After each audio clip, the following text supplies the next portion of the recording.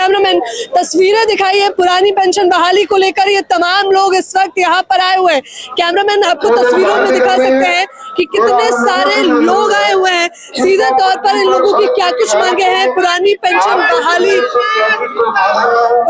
बहाली की मांग बहुत लंबे समय से चली आ रही है। क्या नाम है आपका? मेरा नाम रूपिका चौहान है। कहाँ से आई हैं आप? हम लोग मुरादाबाद से हैं। बताइए क्या कहना चाहेंगे? मैं ये कहना चाहती हूँ कि हमें सरकार को हमारी पुरानी पेंशन बहाल कर देनी चाहिए। जैसे कि सारे मंत्री को मिलती है वैसे ही हम सबको भी देनी चाहिए, क्योंकि हम लोग ये हमारा हक है। अच्छा, काफी समय से आप लोग मांग कर रहे हैं पुरानी पेंशन बहाली को लेकर। सरकार ने अब तक कुछ किया है? काफी राज्यों में ये लागू हो चुकी है और हम आशा करते हैं कि मोदी जी हमारी बात जरूर मानेंगे और ये हमारे लिए भी बहाल हो जाएगी। अच्छा, कहाँ से आए हैं आप लोग? ये सभी पूरे ऑल ओवर इंडिया से हैं। हम लोग उत्तर प्रदेश से हैं, इधर उत्तराखंड से भी हैं, ऑल इंडिया से लोग हैं। क्या कहना चाहेंगे? पुरानी बहनों की पुरानी पेंशन बहाल हो, इसके बारे में ही हम लोग बोलने आए हैं, बात कर रहे हैं। पुरानी पेंशन बहाली को लेकर आप लोग इतने लंबे समय से लड़ाई लड़ रहे हैं। अब तक प्रशासन के तौर पर कुछ कहा गया, कुछ बताया गया, आश्वासन दिया गया? नहीं, कोई आश्वासन नहीं दिया। पहले उन्होंने एनपीएस की जगह यूपीएस कर दिया, लेकिन ना हमें एनपीएस चाहिए, ना हमें यूपीएस चाहिए। हमें सिर्फ ओपीएस चाहिए, जो हमारा हक है, जो हम मतलब 60 साल के बाद एक डिजर्व करते हैं कि हमें ये पेंशन मिलनी चाहिए। पहले जबकि सरकार, विधायक, मंत्री सबको यही वाली पेंशन दे रही है, ओपीएस ही दे रही है, हमें क्यों नहीं दे रही है? जब पूरे इंडिया में एक नियम, एक कानून होना चाहिए ना। आप विधायक को ओपीएस दे रहे हैं, हमें एनपीएस दे रहे हैं। जब ये अच्छी है तो आप विधायक को क्यों नहीं दे रहे हैं? एमएलए एमपी को आप खुद क्यों नहीं ले रहे हैं? खुद तो ले नहीं रहे हैं, खुद तो वो ओपीएस ले रहे हैं और जनता को बेवकूफ समझ रखा है। पब्लिक को उन्होंने एनपीएस थमा दी। वो कुछ नहीं है, वो हमें हर बार एक नया प्रलोभन दे के हमें आगे बढ़ा देते हैं, लेकिन हमें ओपीएस के अलावा कुछ नहीं चाहिए, हमें सिर्फ ओपीएस चाहिए। अच्छा, अभी जो नया कानून लाए हैं उसमें खामियां क्या लगती है आप लोगों को? खामियां उन्होंने जिस तरीके से उन्होंने जो चीजें बनाई हैं वो मतलब ओपीएस से बिल्कुल अलग है। ओपीएस में क्या है, हमें सैलरी का 50% हमें मिलता है, मतलब, और उसमें हमें एक फंड भी मिलता है जो हमारे लिए, अब जो नए हैं हम लोग, हमारे लिए कुछ भी नहीं है। रिटायरमेंट के बाद वो 10% देंगे। इस तरीके से बहुत से लोग रिटायर हो गए एनपीएस वाले, उनको कुछ नहीं मिल रहा है। 2-3 हजार रुपए उन्हें पेंशन मिल रही है। 3 हजार में आप कैसे काम चलाएंगे? आपके बच्चे अच्छे हो या ना हो, लेकिन पेंशन की जरूरत आपको हमेशा रहेगी। किसी को मिल नहीं रही है। नई जॉब। भारत एक सोच चैनल को बहुत बहुत धन्यवाद, आभार कि आप लोग हमारी बातों को जो है दूर दूर तक पहुंचाने का काम किया, क्योंकि यहाँ पर राष्ट्रीय चैनल को प्रतिबंधित कर दिया गया है, वो हमारी बातों को नहीं पहुँचा। मुद्दा बताइए क्या?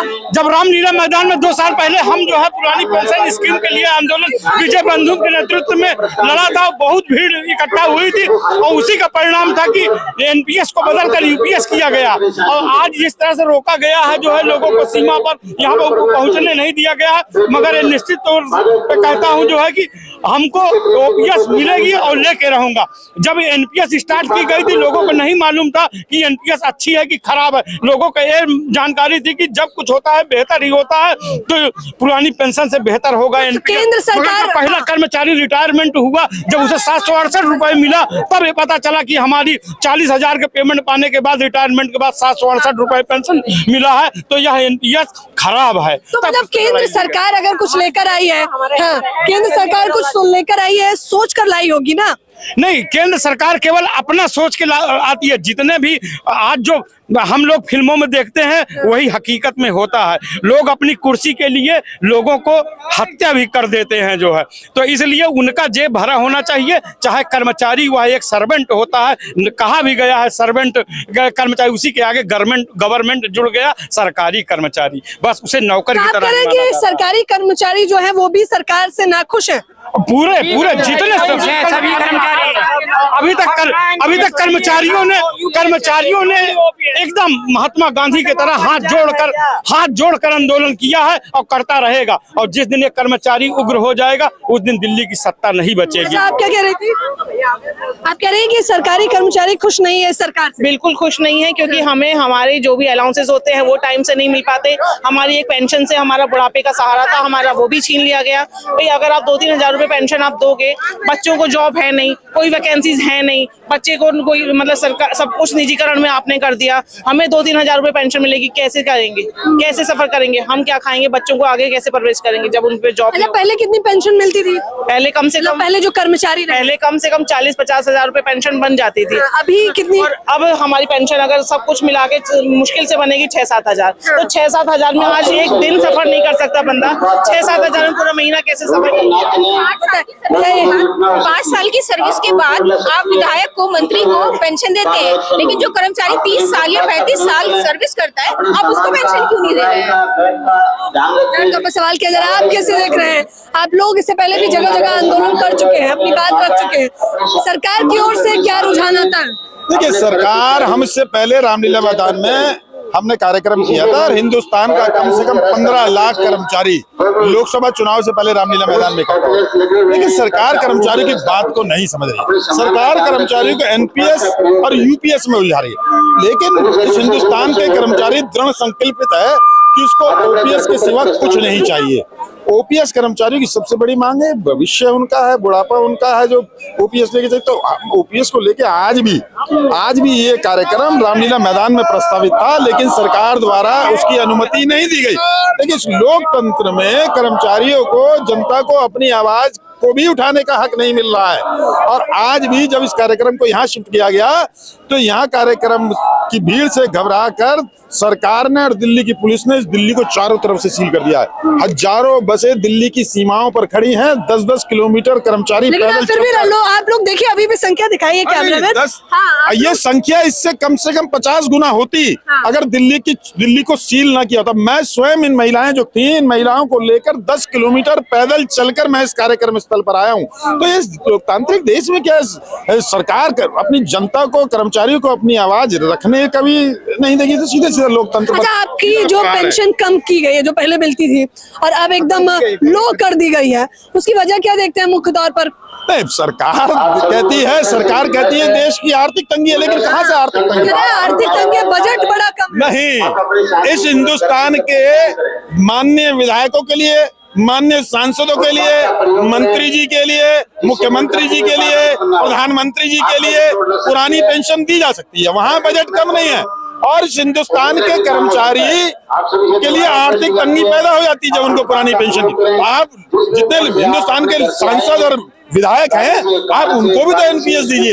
ये सौतेला व्यवहार क्यों? यदि एनपीएस इतनी अच्छी है, यदि यूपीएस इतनी अच्छी है, तो पहले से तो हिंदुस्तान के सांसद और विधायकों को एनपीएस और यूपीएस दी जानी चाहिए थी, उसके बाद कर्मचारी। लेकिन ये सरकार यहाँ पर सौतेला व्यवहार कर रही है। हम कहते हैं एनपीएस अच्छी है, हम कहते हैं यूपीएस अच्छी है, लेकिन दीजिए ना, हिंदुस्तान के सांसद और विधायकों को दीजिए। वो लोग 4-4 पेंशन लेते हैं, कर्मचारियों को एक भी पेंशन नहीं मिल रही है।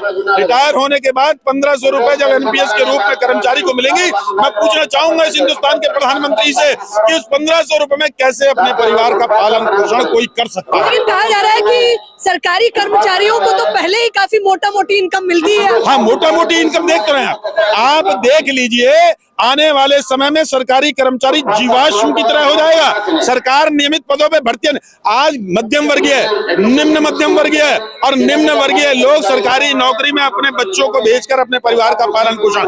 आज क्या हो रहा है? आज आउटसोर्सिंग और संविदा, शिक्षित युवा बेरोजगार 1/4 वेतन पे काम करने का मजबूर है। आप डिग्री और डिप्लोमा लिए हुए हैं, सरकार आपको आउटसोर्सिंग में देती है 15,000 रुपए। ये इस हिंदुस्तान का भविष्य है। जो हिंदुस्तान का भविष्य है, उस तमाम शिक्षित और युवा बेरोजगार लोग, वो अपने परिवार को चलाने के लिए 15-15 हजार की आउटसोर्सिंग और संविदा पर नौकरी करने के लिए मजबूर है। ये सरकार का। अच्छा, देखिए ना, सरकार फिर आपको जवाबदेही भी देती है कि जो सरकारी कर्मचारी उन्हें तनख्वाह भी मोटी मिल रही है और काम भी इतना कुछ करना नहीं पड़ता है। नहीं, बढ़ती काम, देखिए आज अगर काम नहीं चल रहा होता तो देश का विकास नहीं हो रहा होता। आज प्रदेश हो या चाहे देश हो, वहाँ काम कर्मचारी करता है। अगर कोई कहता है कि देश विकास के रास्ते पर ले जा रहा है, कोई कहता है कि देश विकास के रास्ते पर जा रहा है, कोई कहता है कि प्रदेश विकास के रास्ते पर जा रहा है, तो विकास के रास्ते पर ले जाने वाला सबसे बड़ा माध्यम अगर है तो यही कर्मचारी और शिक्षक है, जो इस हिंदुस्तान को और देश को विकास के रास्ते पर ले जा रहा है। और सरकार कहती है हम काम नहीं कर रहे। सरकार आकलन करे इस बढ़ती महंगाई के दौर में कितनी तनख्वाह कर्मचारियों की होनी चाहिए। एक परिवार को पालने के लिए कम से कम 35-40 हजार रुपए मिनिमम आज की तारीख में अगर वो अपने बच्चे को शिक्षा देता है। 18,000 रुपए वेतन में किसी कर्मचारी का परिवार नहीं पल सकता। और सरकार कहती है बहुत दे रहे हैं। ये पूरी सरकार कर्मचारियों के टैक्स से ही चल रही है। ये तमाम माननीय सांसद और विधायकों को जो पेंशन मिल रही है वो कर्मचारियों द्वारा जमा किया जा रहा है टैक्स से ही मिल रही है। कोरोना काल में जितने भी प्राइवेट प्रतिष्ठान थे सारे बंद हो गए थे, केवल सरकारी कर्मचारी दवाएं बांट रहा था और इलाज कर रहा था। इस समय पूरे देश में SIR चल रहा है, केवल सरकारी अध्यापक उस SIR के लिए काम कर रहा है। तो आप ये कैसे कह सकते हैं सर? और इसके अलावा देश की जितनी ब्लू चिप कंपनियां, जितने पब्लिक सेक्टर यूनिट हैं, वो सबसे ज्यादा रेवेन्यू, सबसे बेस्ट परफॉर्मेंस दे रहे हैं, वो भी जो सरकारी है। कैसे नहीं सरकारी?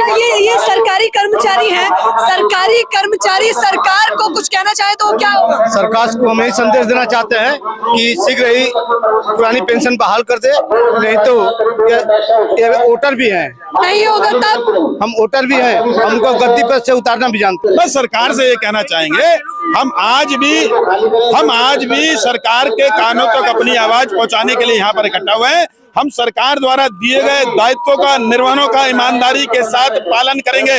इस सरकार के जो निर्देश हैं उसके लिए रात दिन समर्पित रहेंगे। लेकिन सरकार कर्मचारियों के बुढ़ापे का सहारा, कर्मचारियों की पेंशन जो है, एक सवाल आप इनसे पूछिए, इनको पेंशन चाहिए नहीं चाहिए? सर आपको पेंशन चाहिए नहीं चाहिए? मेरी पेंशन है। आपकी पेंशन है? क्या आपका जो बच्चा नौकरी में लगेगा उसको पेंशन चाहिए नहीं चाहिए? वो मुद्दे सबके हैं, वो आप देखिए अपने मुद्दे रखिए।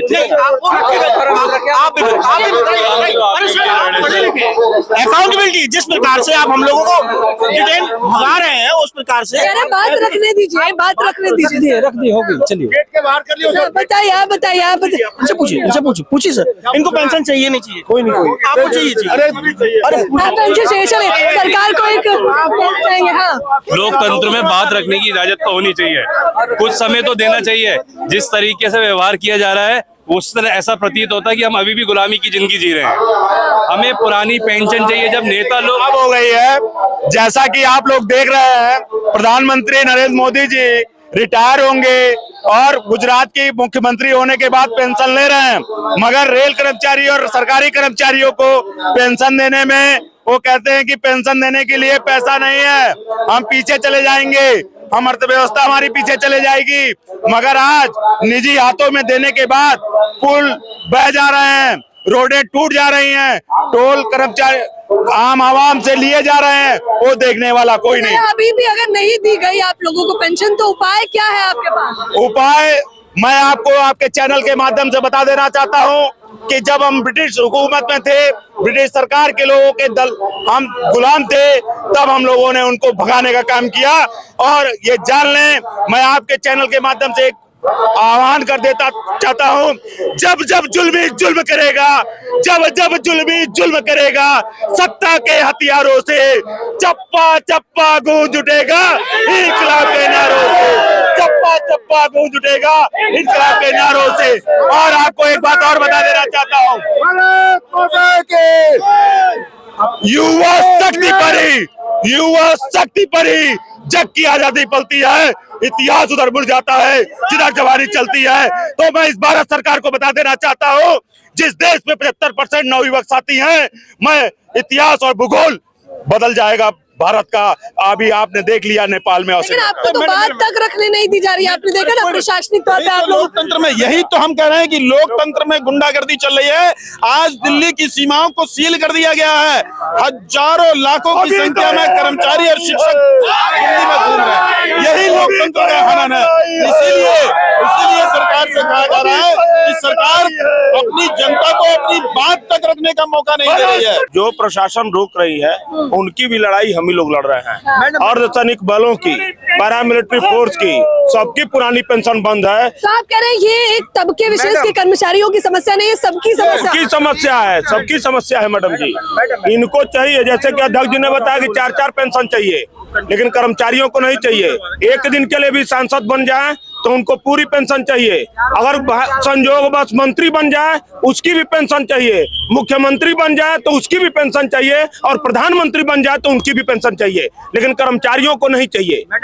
यही दुख है और यही कष्ट है। मैं सुनिए मैडम, मैं आपकी तरफ से ये कहना चाहता हूँ कि आप कंक्लूड करिए इसको कि जब देश हमारा चौथी पांचवी अर्थव्यवस्था नहीं था, जो कि वर्तमान में जो सरकार दावे करती है कि हम पांचवी अर्थव्यवस्था और चौथी अर्थव्यवस्था बन गए हैं विश्व की, तब हम पेंशन नहीं दे पा रहे हैं। जब हम टॉप 10 में नहीं थे तब हम अपने कर्मचारियों को पेंशन भी देते थे और समृद्धि भी थी। आज हमारा देश हैप्पीनेस इंडेक्स पे बहुत नीचे आ रहा है। आप इस सवाल को काउंटर करिए और अध्यक्ष जी। जाहिर तौर पर हम ये सवाल करना चाहेंगे, लेकिन देखिए हमें चाहिए पुरानी पेंशन। तो आप सीधे तौर पर देख सकते हैं कि राजधानी दिल्ली के जंतर मंतर पर ये तमाम लोग, एक का आंकड़ा नहीं, आप अभी भी देख सकते हैं ये लोग संसद तक मौजूद है। सड़क पर भी मैंने अभी आते हुए भी देखा कि तमाम कर्मचारी आ रहे हैं, हुंकार भर रहे हैं और कह रहे हैं कि सरकार के खिलाफ हमारी नाराजगी है। सीधा सा सवाल इन लोगों का यही है कि अगर मंत्री, विधायक, सांसदों को पेंशन दी जाती है उतनी ही मोटी, तो आखिरकार इन लोगों को, जिन लोग मेहनत करते हैं जमीनी स्तर पर, जो लोग जनता की आवाज बनते हैं, जो लोग मुख्य तौर पर जनता के काम करते हैं, उनकी पेंशन को लेकर इतनी समस्या क्यों उत्पन्न की जा रही है? देख लीजिए, सीधे तौर पर हम तस्वीरें दिखाते रहेंगे। कैमरामैन नावेद के साथ ज्योति यादव, उल्टा चश्मा, यूसी।